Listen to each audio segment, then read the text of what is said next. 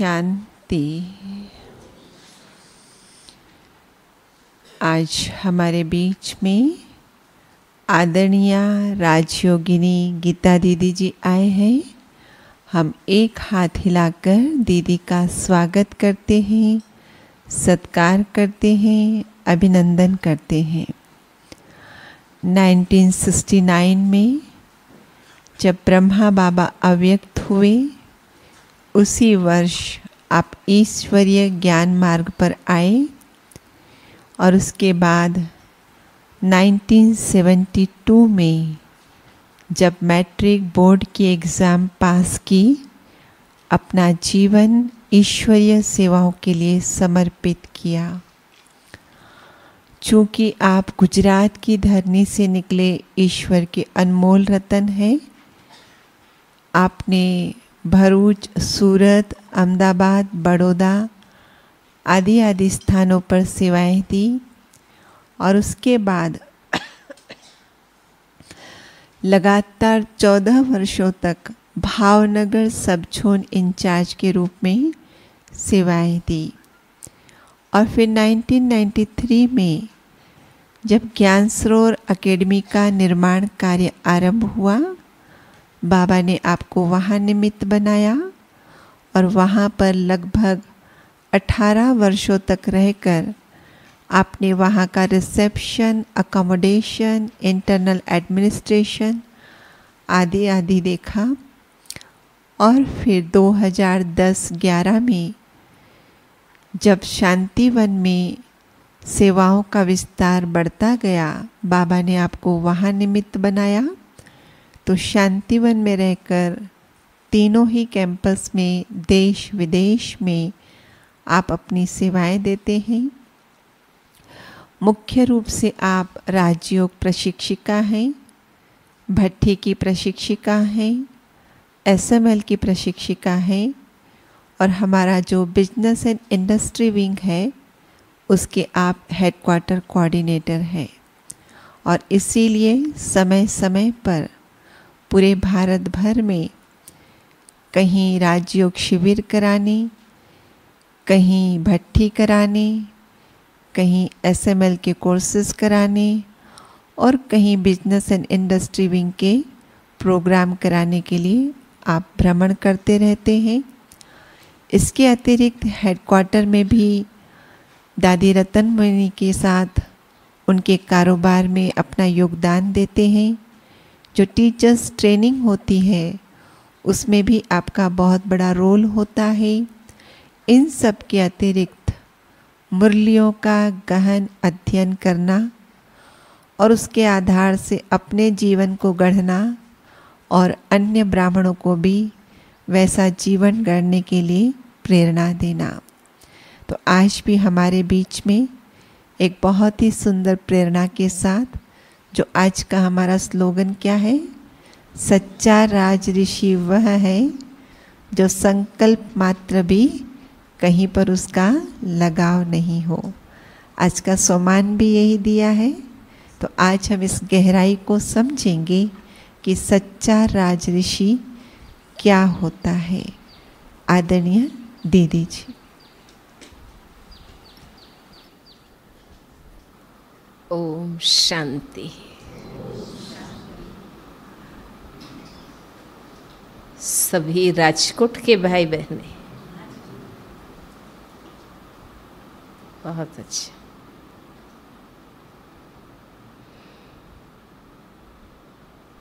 पांडव भवन की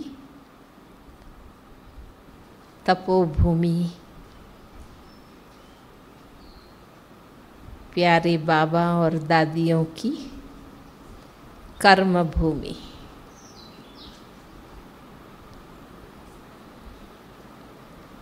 आप सभी को यहाँ तपस्या करने का मौका मिला है।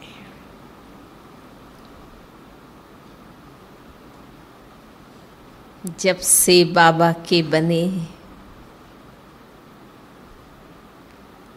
हमने भोग मार्ग छोड़ दिया, योग मार्ग को अपनाया।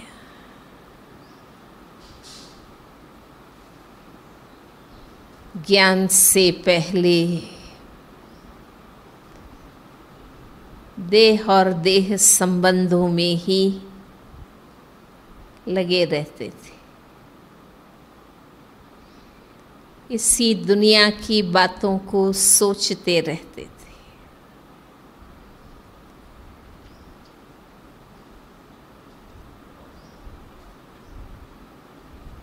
इंद्रिय रसों में डूबे रहते थे।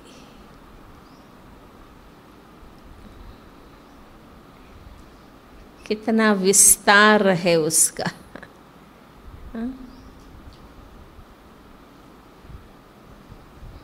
बाबा ने ऐसा सत्य ज्ञान दिया जो बुद्धि देहभान से ऊपर उठ गई।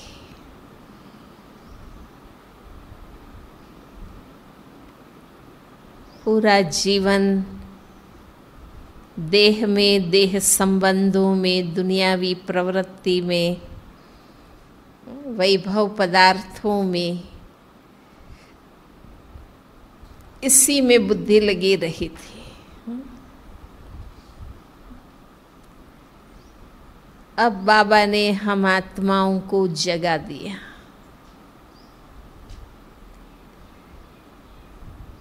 जब अपने आप को जानते ही नहीं थे तो आत्म कल्याण की बात ही नहीं थी।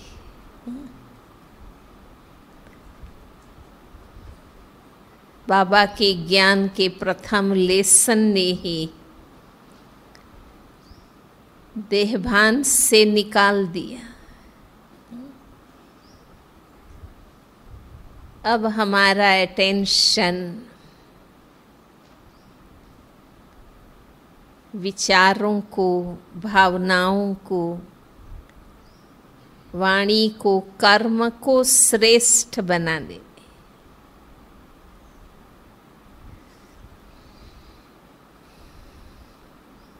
इसलिए हम महसूस करते हैं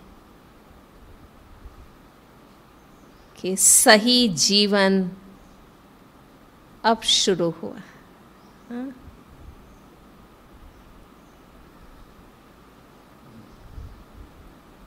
हमें ब्राह्मण जीवन के कोई भी नियम मर्यादा मुश्किल नहीं लगते।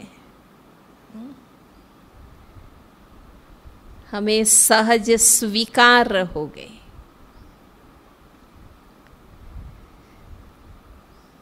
अब हमारा जीवन सही हुआ है।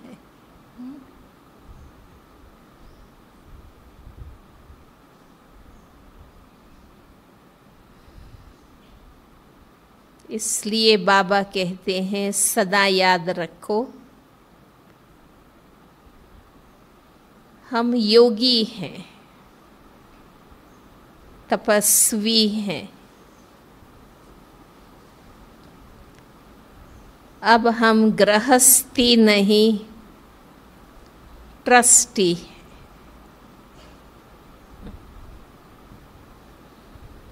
आज भी मुरली में बाबा ने कहा कि बाबा घर छोड़ने के लिए नहीं कहते,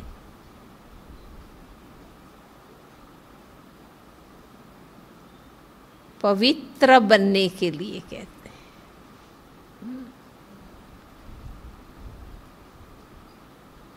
तपस्वी बनना है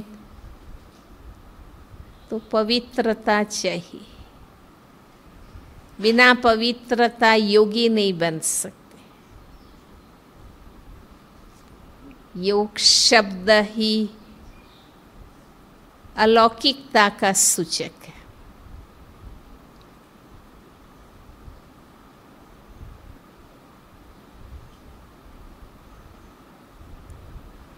तो बाबा ने कैसा एक नया मार्ग हमें बताया। कहाँ लोग गृहस्थी में डूबे हुए थे, या तो घर बार छोड़ जंगल में चले जाते।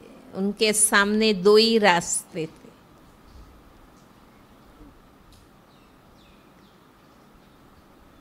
उसमें रहते हुए न्यारा रहना ये बाबा ने हमें सिखाया।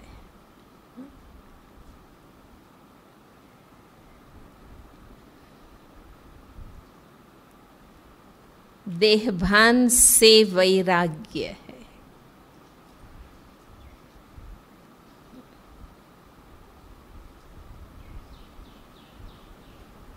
जब है ही हम आत्मा,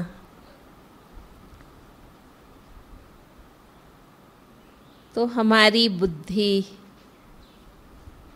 देह में क्यों लगी रहे।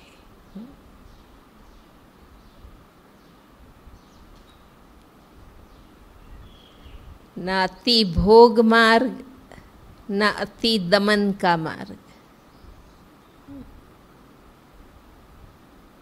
वो योगी बनते हैं, पवित्र बनते हैं, पर हठ दमन से बनते हैं।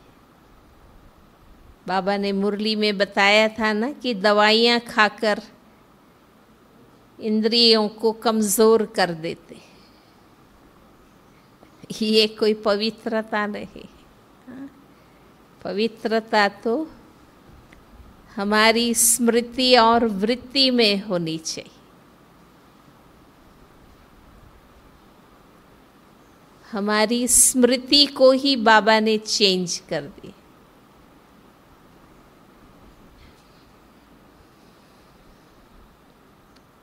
हमारे लिए शरीर एक साधन है जिसके द्वारा हम कर्म करते हैं। हमें इस शरीर रूपी साधन को स्वच्छ रखना है, स्वस्थ रखना है, पर उसके अभिमान या आकर्षण में नहीं आना।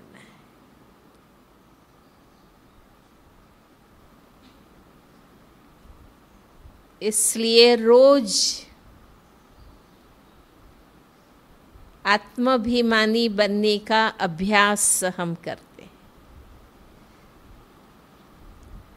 हम बार बार महसूस करते हैं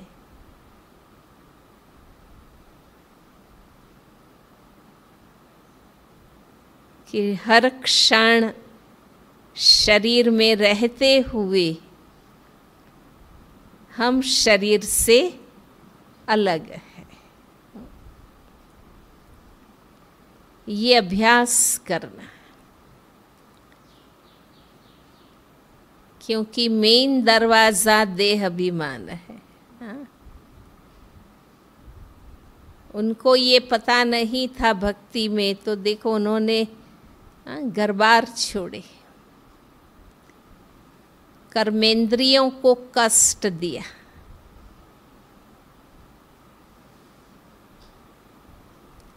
कोई आंखें बंद करके बैठते हैं, कोई मौन कर लेते हैं, कोई उपवास करते हैं।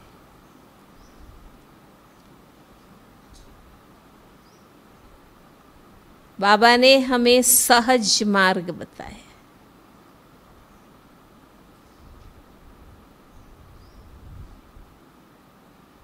हमारी वृत्ति को चेंज किया, स्मृति को चेंज किया।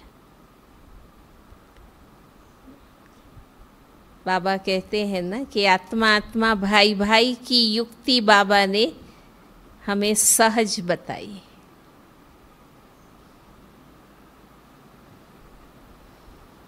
दुनिया में कोई सोच नहीं सकता है कि इतने गृहस्थ में रहने वाले भाई बहनें पवित्र रहते।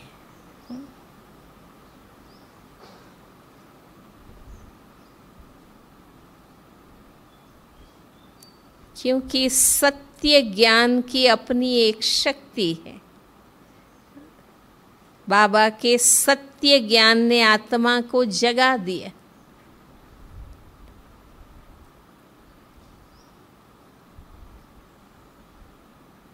हर कर्मेंद्रिय को हम कमल फूल बनाते हैं।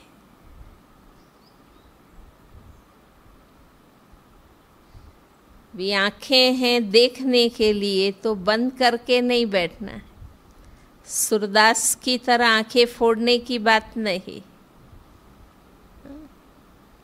पर बाबा ने हमें सिखाया कि शरीर को देखते हुए भी आत्मा को देखना है। देखने में तो इन चर्म चक्षुओं से शरीर आता है, पर आत्मस्मृति, आत्मदृष्टि बन गई तो देह का आकर्षण नहीं होता है।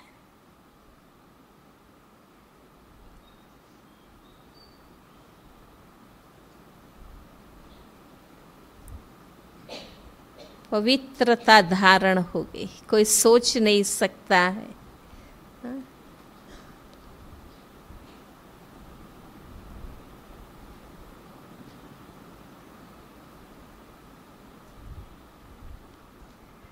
बाबा हमें रोज सिखाते हैं, देह से उपराम करते रहते।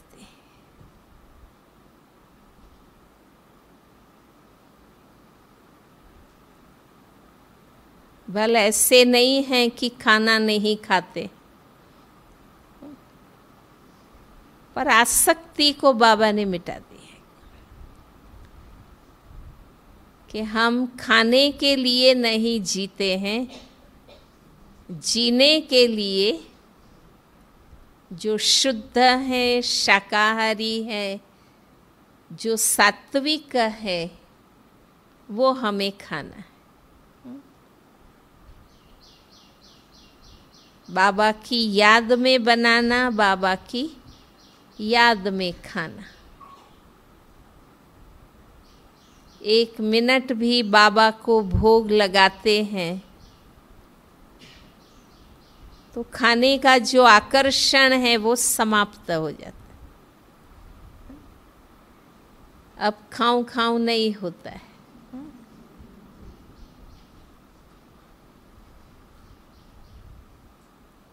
क्योंकि सात्विक बना दिया। बाबा को भोग लगाना, तो बाबा की याद आ गई तो वो चीज़ों का आकर्षण कम हो गया।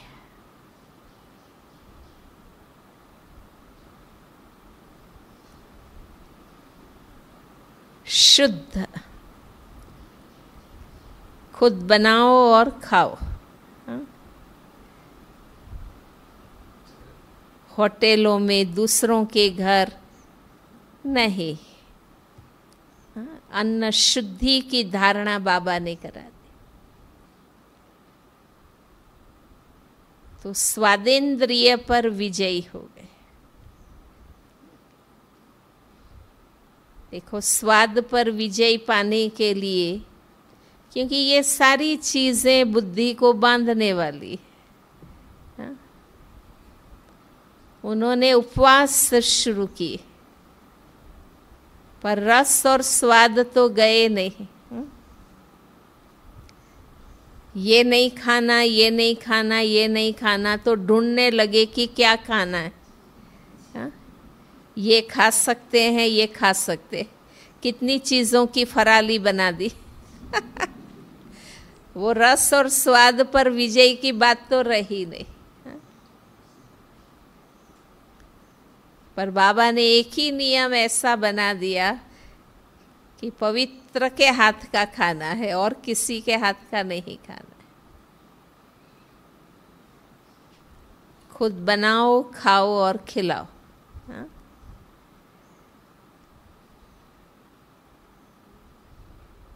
और ये लाइफ लॉन्ग धारणा है हमारी। चलो भाई, सोमवार कर लेना उपवास, गुरुवार कर लेना, एकादशी कर लेना, ये सहज है, पर ये जीवन भर के लिए नियम है। क्योंकि मुख्य लक्ष्य बाबा का ये कि हमारी बुद्धि दिन रात खाने में ना लगी रहे। वो आसक्ति बाबा ने मिटाई। स्वादेंद्रिय पर जीत पाना। तामसिक नहीं खाते, बहुत मसाले वाला नहीं खाते,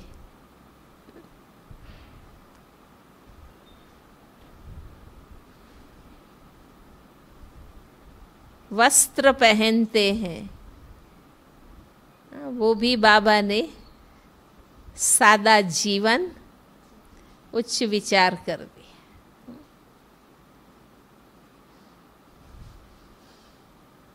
भल आप सभी का लौकिक अलौकिक दोनों में पार्ट है। हम सभी किनारे हो गए, हमारा एक ही पार्ट है। आप सभी डबल रोल प्ले करने वाले एक्टर है। पर अब इन चीज़ों का आकर्षण ही नहीं रहा। नहीं तो कपड़ों में कितनी बुद्धि जाती थी। इसका मैचिंग नहीं मिल रहा है, 10 जगह घूमते रहते थे। हाँ माताएं, और कितने भी गहने ले लो, चीज़ें ले आओ तो भी संतुष्टि नहीं, क्योंकि कितनी चीज़ें निकली।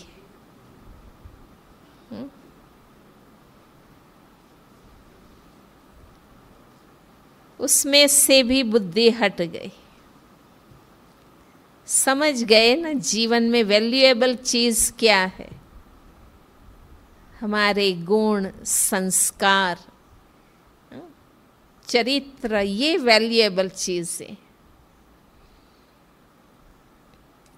ये तो बाह्य चीज़ें हैं और इनका कोई अंत नहीं। तो ऐसे भी नहीं कि कोई गंदा, अव्यवस्थित, मैला रहना है, नहीं। वो भी कितनी स्वच्छता हमें बाबा ने सिखाई।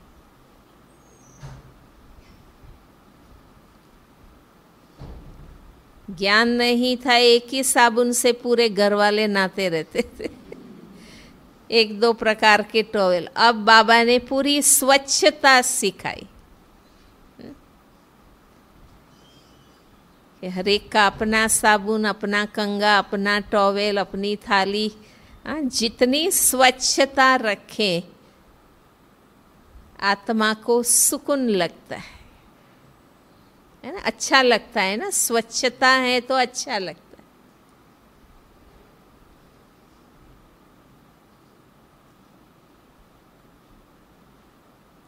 पवित्रता का पहला स्वरूप स्थूल लेवल पर स्वच्छता। रोज नहाने लगे।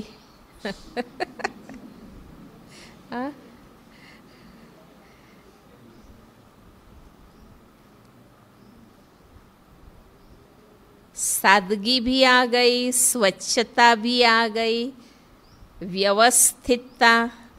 आज बाबा ने कहा ना, तुम्हारे में बड़ी रॉयलिटी होनी चाहिए। राजयोगी या राज ऋषि, रॉयलिटी के संस्कार।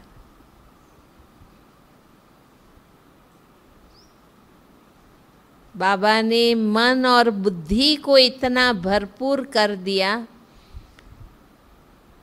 हमारी नज़र या बुद्धि कहीं डूबती नहीं।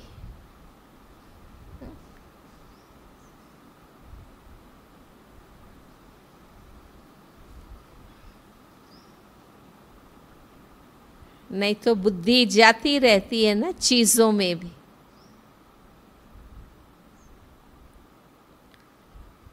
तो देखो, हर प्रकार से डिटैच किया बाबा ने।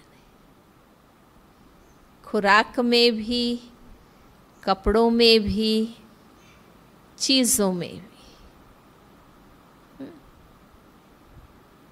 अपना स्वमान नहीं था तो औरों से ही कंपेयर करते रहते थे ना, कि इनके पास ये है, मेरे पास नहीं है, है ना। अब वही बातें कितनी हल्की हमें लगती है कि हम कहाँ इन चीज़ों में लगे हुए थे। हाँ?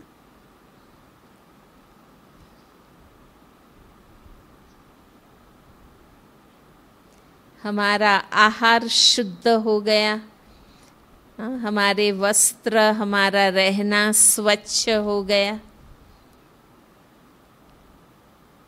बाबा ने हमें और ही कितनी अच्छी चीजें सिखाई।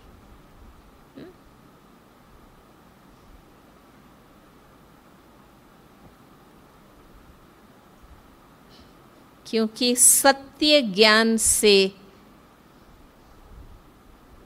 वैराग्य आता है ना? ज्ञान मिला, आंतरिक वैराग्य उत्पन्न। राइट क्या है, रॉन्ग क्या है, क्या करना चाहिए, क्या नहीं करना चाहिए, समझ में आ गया ना। यहाँ कोई किसी को फोर्स नहीं करता है, प्रेशर नहीं करता है, पर ज्ञान ही ऐसा है, परख शक्ति आ गई कि क्या पवित्र है, क्या अपवित्र है, क्या सार है, क्या असार है, क्या सत्य है, क्या असत्य है, क्या करना चाहिए, क्या नहीं करना चाहिए। ये परख आ गई हमारे। और जो अपवित्र है, असत्य है, वहाँ से वैराग्य हो गया। बुद्धि का लंगर उठ गया। ये मुख्य चीज है। कहते हैं ना कि सारी रात वो नैया चलाता रहा, सवेरा हुआ, उजाला हुआ, किनारा ही नहीं आया। तो देखा तो पता चला कि लंगर ही नहीं उठाया था। हम भी अपनी जीवन नैया को पार कर रहे हैं ना। अब हमें कलयुग का किनारा छोड़ दिया है। हम संगम युगी हैं। वो यात्रा पूरी हो गई, कलयुग से निकलकर संगम युग में आ गए। तो देखो, हरेक अपने आप को देखो, क्योंकि हमारा लक्ष्य है निरंतर स्मृति स्वरूप बनना। हमें निरंतर सही स्मृति रहे हर बात की। बाबा ने तो हर बात का सही ज्ञान दिया है ना। वो सत्य भूले नहीं, भूलते हैं तो अवस्था ऊंची नीची होती है। पर वो स्मृति निरंतर तभी रहेगी जब हमारा, अभी भी संडे की मुरली में बाबा ने कहा ना, किनारा छोड़ देना।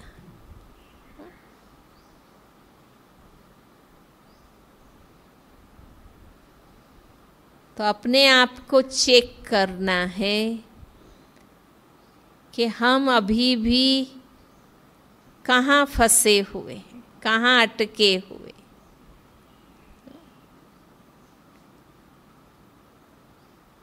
चीज़ों का आकर्षण, अपने को उपराम करना है, खुद ही खुद को उपराम करो।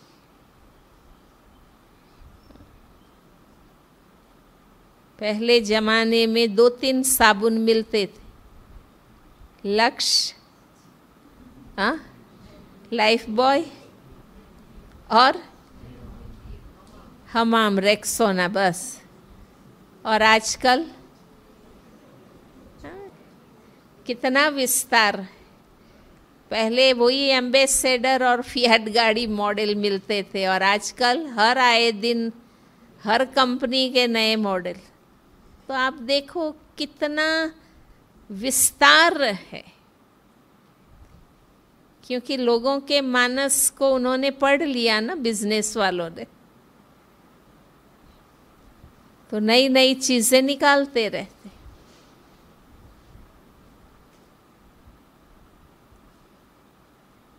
विदेश के लिए कहते हैं ना कि नई चीजें ले आते हैं, थोड़े दिन के बाद उब जाते हैं, मन हट जाता है, वो सारा समेट के फेंक देते हैं, नया ले आते।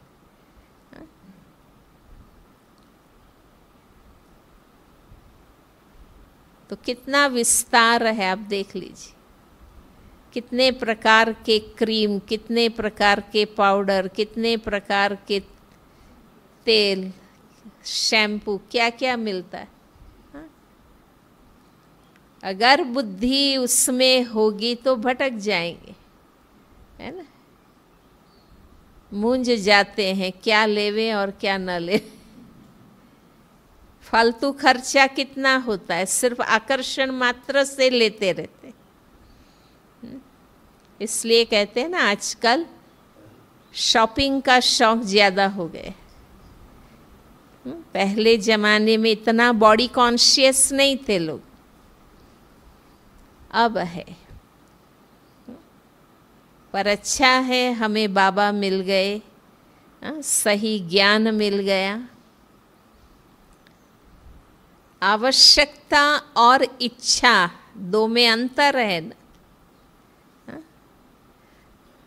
जो जरूरी है वो हमें लेना है, बाकी इच्छा का तो कोई अंत नहीं।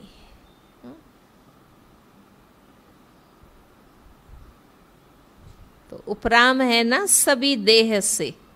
हाँ माताएं, भाइयों को तो वैसे ही शौक की चीज़ें कम होती है, पर बहनों के लिए तो बहुत ढेर चीज़ें हैं। पर बाबा ने तो देह भान, स्त्री भान से ही ऊपर कर दिया कि तुम तो आत्मा हो, शरीर स्त्री है, शरीर पुरुष है। मैं स्त्री हूँ, गलत। मैं पुरुष हूँ, गलत। शरीर स्त्री है, शरीर पुरुष है। मैं तो स्त्री शरीर या पुरुष शरीर को धारण करने वाली आत्मा शक्ति हूँ। ये रियलाइजेशन बहुत गहरी चाहिए, तो बुद्धि इन सब दैहिक आकर्षणों से ऊपर उठेगी। हमारी मुख्य तपस्या ही ये है।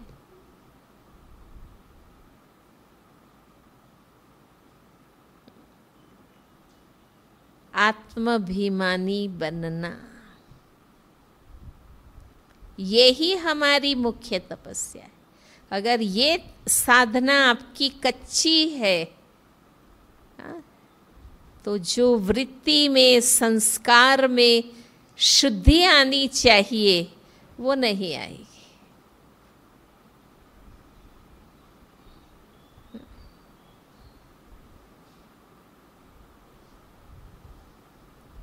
संबंधों के भान से भी बाबा ने ऊपर उठा दिए। एक तो पवित्रता से संबंध शुद्ध हो गए,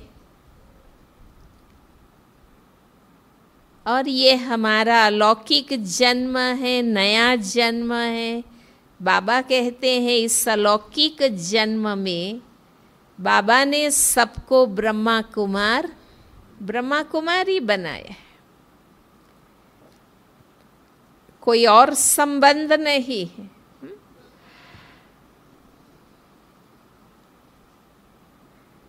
हम एक ही ब्रह्मा बाबा के बच्चे, ब्रह्मा कुमार, ब्रह्मा कुमारियां हैं।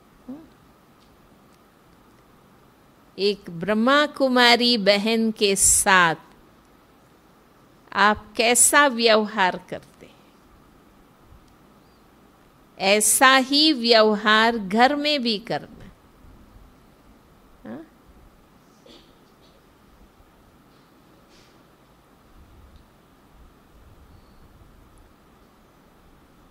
इतनी आत्मिक शुद्ध दृष्टि। पता है ना, ब्रह्मा बाबा ने भी शुरू में आत्मा समझने का पाठ कितना पक्का किया।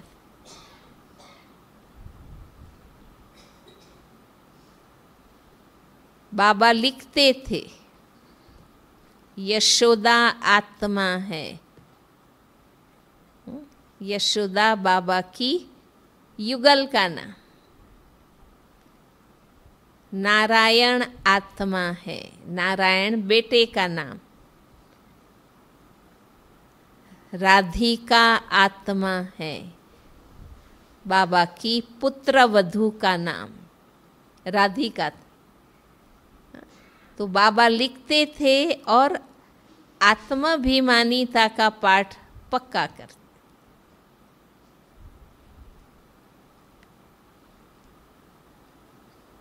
तो घर गृहस्थ में रहते हुए आत्मिक दृष्टि वृत्ति का पाठ पक्का करता है।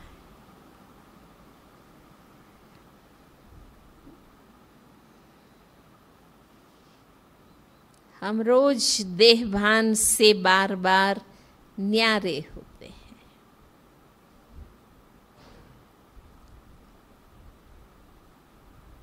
क्योंकि यही अंतिम जन्म है जो बाबा हमें तैयार करते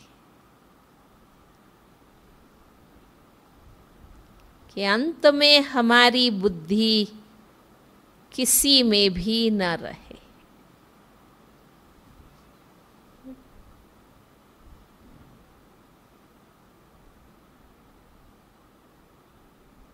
कहते हैं ना, अंते या मति साएव गति। और अंत में वो ही याद रहेगा जो जीवन भर हमने याद रखा है।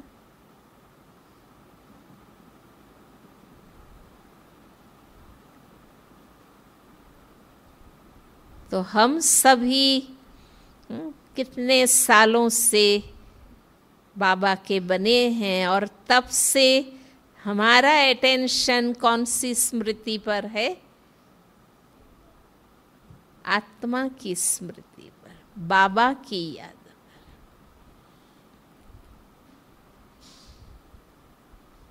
तो बाबा की याद में ही शरीर छोड़ेंगे, बुद्धि कहीं फंसेगी नहीं।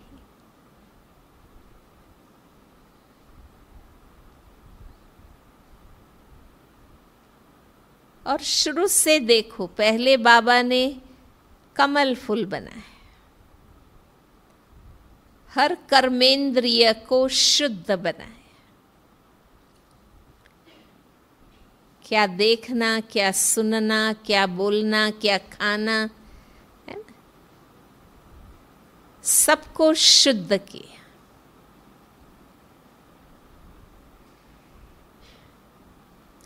लौकिक परिवार में भी कमल फूल समान रहते हैं,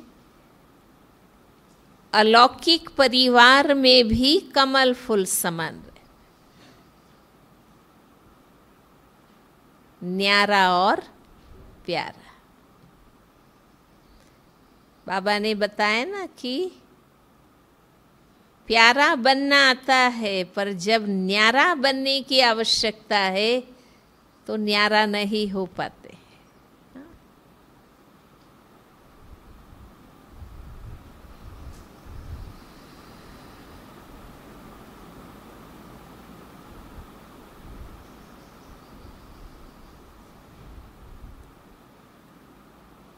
देवताओं की महिमा गाते हैं ना, नयन कमल, मुख कमल, हस्त कमल, चरण कमल,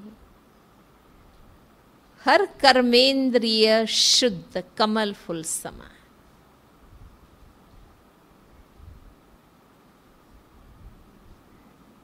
ज्ञान नहीं था, हर कर्मेंद्रिय से पाप कर्म हुए कि नहीं हुए? हाँ?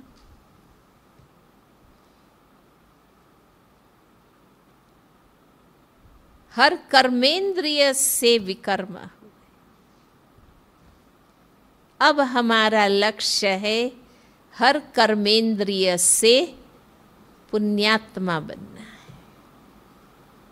तो अटेंशन देना, आँखों से इशारा करके, भवें चढ़ा के करते थे ना। कर्म विकर्म तो हुए ना, आँखों से, कानों से, मुख से तो हुए। कई बातों में नाक चढ़ा देते हैं, ऐसे ऐसे इशारा करते हैं ना एक दो के लिए। तो देखो हमने हर कर्मेंद्रिय से गलत काम किए। अब मुझे अटेंशन रखना है कि मुझे हर कर्मेंद्रिय से पुण्यात्मा बनना है।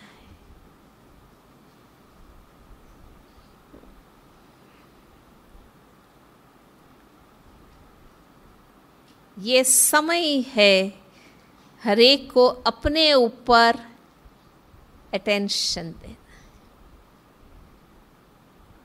अगर लक्ष्य है कि बाप समान संपन्न और संतुष्ट संपूर्ण बनना ही है,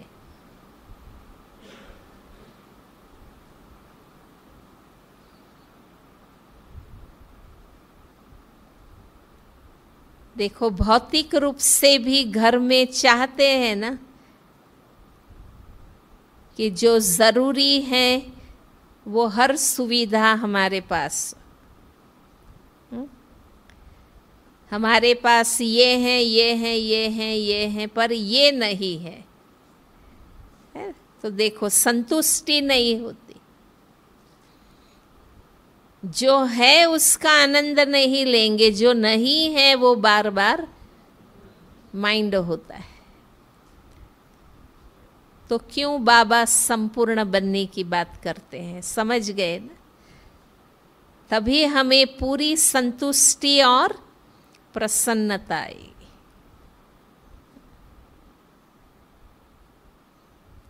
आज हम सभी ने कितनी ऊंची धारणाएं की है। ब्रह्मचर्य का पालन करते हैं, हमारा जीवन पवित्र है। अन्न शुद्धि की धारणा करते हैं, हम रोज अमृत वेले उठते हैं, कितनी ऊंची धारणा है।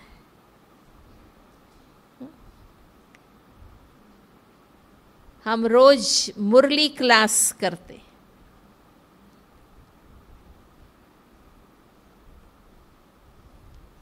व्यसन, फैशन, फिल्में, होटल, सबसे मुक्ति, कितनी ऊंची धारणा। फिर भी हमारे नजदीक रहने वाले लौकिक या अलौकिक हमारी कमजोरी की ही बातें करते रहते। देखो इतनी ऊंची धारणाओं की नहीं कोई करता है, पर जो कमी है वो ही बातें की जाती है कि ये रोज ज्ञान योग करते हैं पर ये गुस्सा भी करते हैं, ये रोज क्लास में जाते हैं तेरी मेरी करते हैं, बहुत जल्दी इनका मूड ऑफ होता है। कुछ भी जो कमी है वो ही नोटिस की जाती।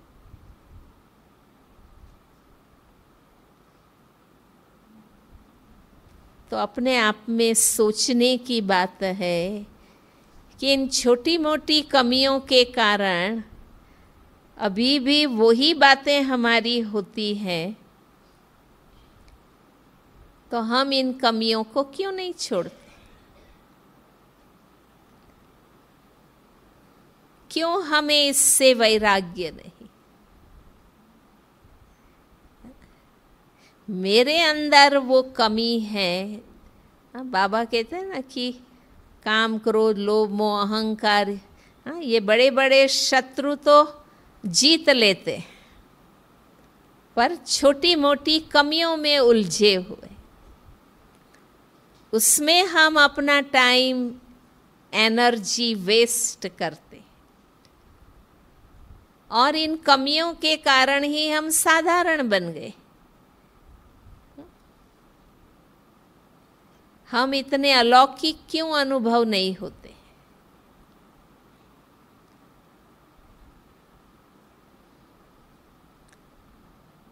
इसलिए लक्ष्य पक्का रखना है कि ये छोटी मोटी कमियां भी खत्म करनी है।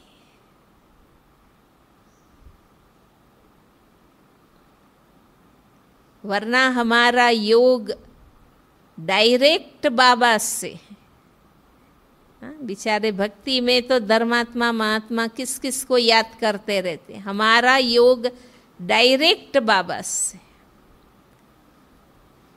हमारे पास संपूर्ण सत्य ज्ञान है,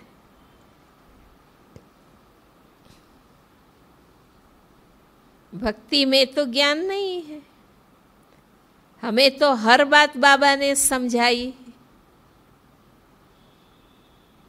व्यावहारिक जीवन की हर छोटी मोटी बातें बाबा ने समझाई, संपूर्ण बनने की हर सूक्ष्म बात बाबा ने समझाई। तो मुझे खुद पर एकाग्र होना होगा कि ये छोटी मोटी कमियां जो मुझे लौकिक बना देती है, साधारण बना देती है, मेरी अलौकिकता दिखाई नहीं पड़ती है, तो ये कमियां मुझे क्यों रखनी? खुद वैराग्य लाओ।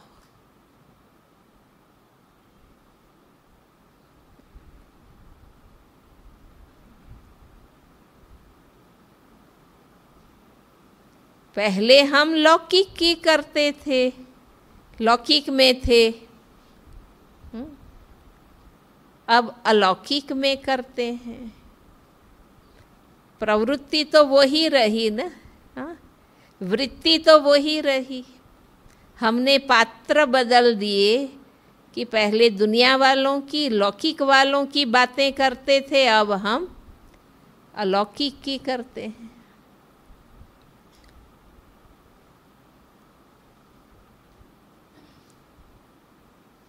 तो अब आवश्यक है कि हम इन बातों से ऊपर उठ जाएं।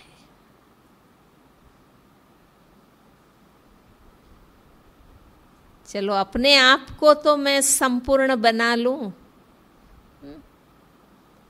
बाबा हमें इतना कहते हैं, इतना समझाते हैं,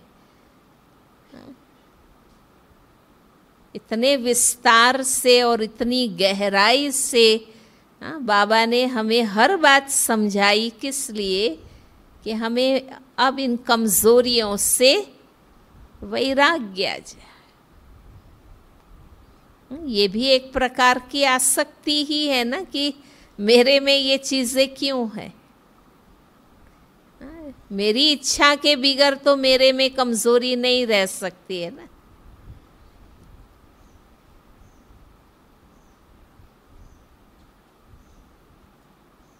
इसलिए बाबा कहते हैं ट्रस्टी बनो। ट्रस्टी माना निमित्त भाव से करना है।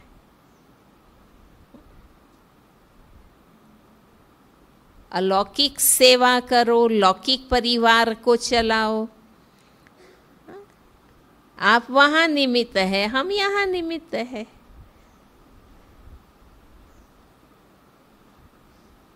पर हम अलौकिक है, तो अब हमारे में वो लौकिक संस्कार नहीं आने चाहिए।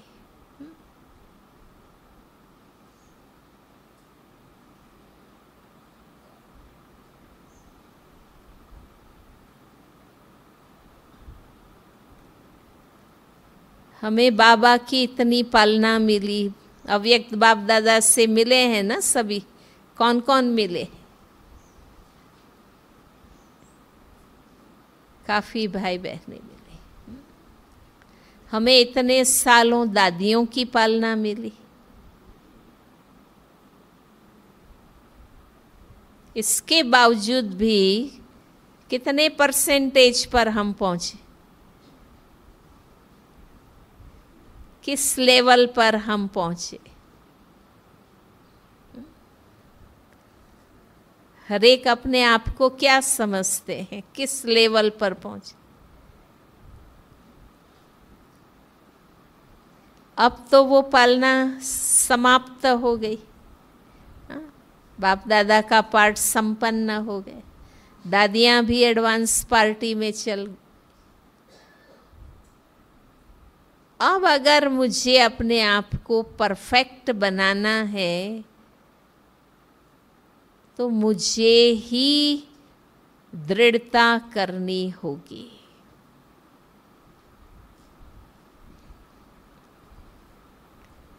हमने दुनिया में कोई बहुत विशेष काम नहीं किया। हम कहते भी हम तो बाबा के बन गए, ज्ञान में आ गए, इसलिए हमारा दुनिया में कोई लक्ष्य ही नहीं रहा, है ना। नहीं तो दुनिया में भी देखो आत्मबल से लोग कितने आगे बढ़ते, पर हम यही कहते हैं ना कि नहीं नहीं हम तो ज्ञान में आ गए तो हमारा वो दुनिया तो लक्ष्य ही नहीं रहा। ठीक है, हम दुनिया से न्यारे हो गए, वहां हमने कोई विशेष काम नहीं किया, पर अब जो ज्ञान और योग हमने हाथ में लिया है उसमें हम विशेष क्या बने।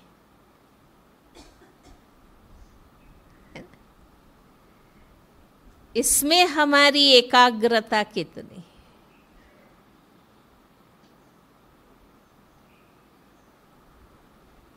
ज्ञान और योग तो लाइफ के लिए चुना है ना।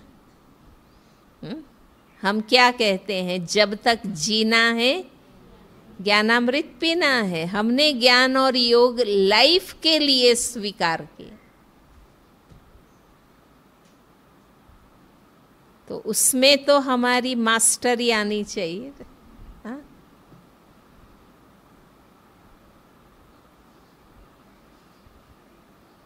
आज दुनिया में भी है ना स्पेशलाइजेशन का समय है, एक्सपर्टाइजेशन का समय।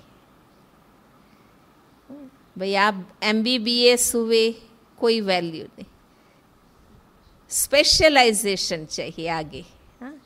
हर चीज में, हर बात में। हमने संगम युग में किस बात में स्पेशलाइजेशन किया। हाँ? भाई हम योग में मास्टर बने, स्थिति बनाने में बने, हमारे संकल्पों में शक्ति, हमारे शब्दों में शक्ति,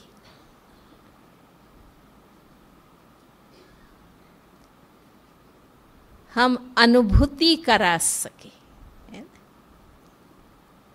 उसके लिए चाहिए कि हम टोटल फोकस हो जाएं बाबा के प्रति, ज्ञान के प्रति, तपस्या के प्रति।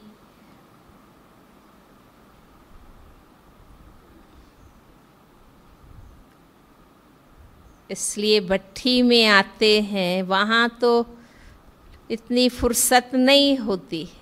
हाँ? क्लास के बाद भागने ही लगते हैं ना सब। हाँ? नौकरी पर जाना, घर काम करना, वहाँ टाइम नहीं मिलता। इसलिए बाबा ने भट्ठियाँ रखी कि यहाँ आप आओ, फुर्सत से आओ, अपने आप को देखो।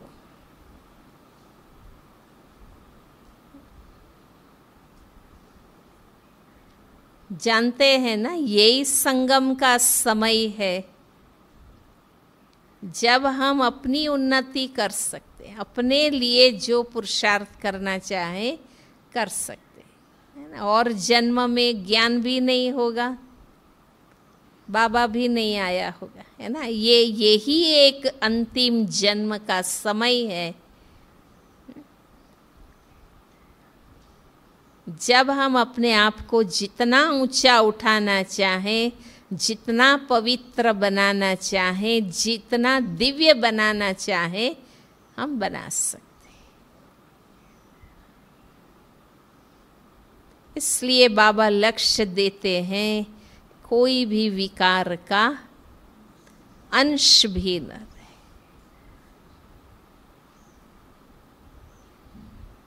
काम क्रोध खराब है तो लोभ मोह अच्छे हैं क्या? नहीं। हर विकार आत्मा को बांधने वाला है, गिराने वाला है।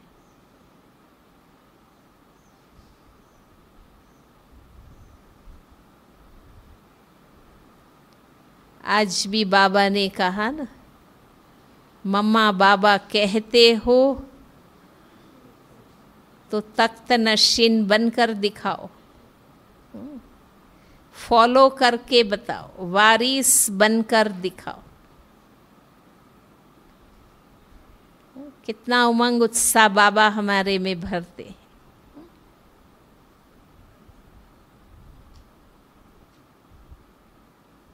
तो अब समय है खुद खुद को देखें, खुद खुद के लिए दृढ़ता करें। जब तक हम लक्ष्य नहीं बनाएंगे, हम बन नहीं पाएंगे।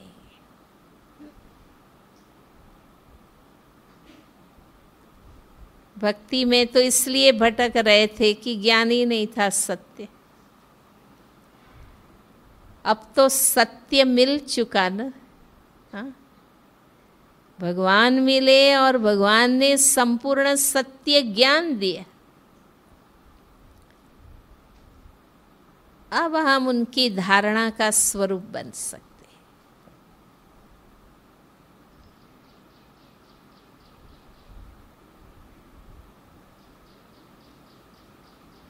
इसलिए बुद्धि में ये रखना है कि हम योगी हैं,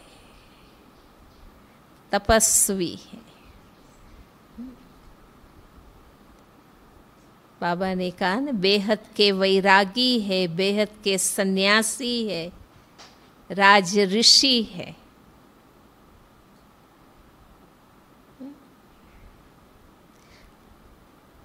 लोग महसूस करें, जो हमारे साथ घर में रहते हैं, जो हमारे साथ नौकरी धंधा करते हैं,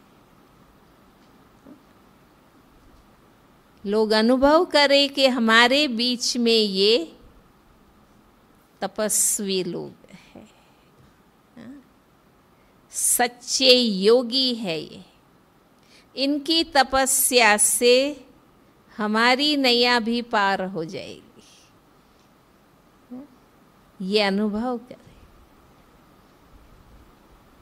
ये ज्ञानी हैं, जानते हैं, ये धारणा वाले हैं, ये भी जानते हैं, ये बहुत सेवा करते हैं, ये भी जानते हैं, पर ये योगी है, तपस्वी है।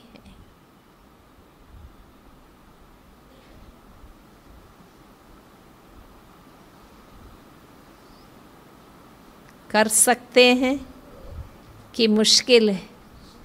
हाँ, मुश्किल है।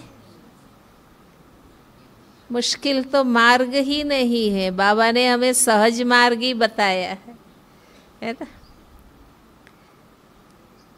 मैं कई बार सोचती हूँ कि बाबा अगर हमें ये ज्ञान योग का मार्ग नहीं बताते तो हम तो इतनी कठिन साधना कभी कर ही नहीं पाते। कितनी कठिन साधना लोग करते हैं। बाबा ने हमें सहज बताया है।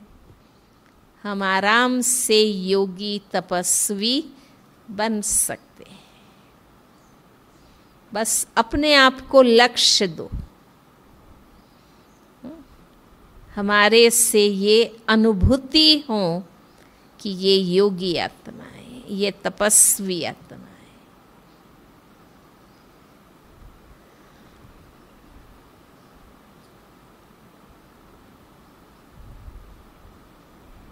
अच्छा लग रहा है सबको भट्ठी में? हाँ, ओम शांति। तो बहुत सुंदर सभी को मार्गदर्शन मिला। सच्चा राजऋषि कौन?